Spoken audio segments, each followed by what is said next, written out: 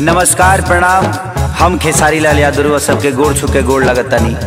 अपना देश में अजीब सिस्टम हो गई आज के डेट में, चाहे वो महाराष्ट्र होके, बिहार होके, यूपी होके, चाहे कोनो राज्य होके, मंदिर के गेट ना खोली कि रैली टाइम से निकल जाता। बताई ब्यास लोग के प्रोग्राम के परमिशन नहीं खे, लेकिन ये लोग के हल्का कह जाला बाबू नॉमिनेशन। हाँ, नॉमिनेशन टाइम से हो जाता।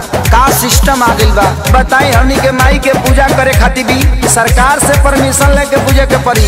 अब बताई कि खिसियाई कि ना खिसियाई करे ब्यास देवी की तो पंडाल ने खस लागे दे तो खिसियाई ना होई है कन्फ्यूज माई देखी गई दादा संग मतिया बमराइल जे बैठल प्रशासन। देवी मैया जिंदाबाद जिंदाबाद जिंदाबाद। होई है कन्फ्यूज माई देखी गई दादा संग मतिया बमराइल जे बैठल प्रशासन। जब नइखे परमिशन माई के आसन के त कैसे छूट मिलल बा।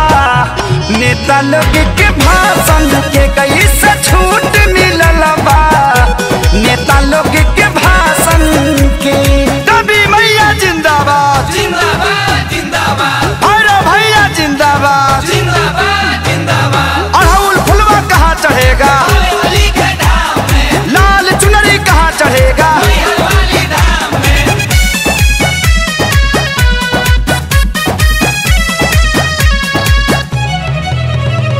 रैली में भरल लोगवा से कोना कोना, पूजा में जुटबो तो हो जाई कोरोना। भांग खा के कानून बनावत रहलो।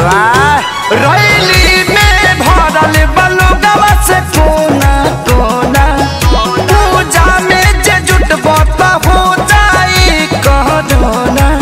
परिभाषा होवे है तो सुशासन के त कैसे छूट मिलल बा। नेता लोग के भाषण के कैसे छूट मिलल बा। नेता लोग के भाषण के। ताजा नारियल कहाँ चढ़ेगा, धूप अगरबत्ती कहाँ जरेगा।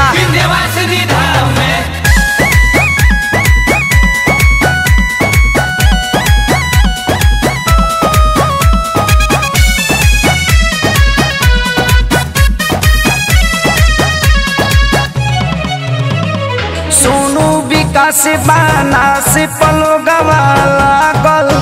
यादव राज कुंदन सरकार भइल बा पागल। सोनू विकास बाना से पलोगवा लागल। यादव राज कुंदन सरकार भइल बा पागल। भइल दुनिया बाके सारी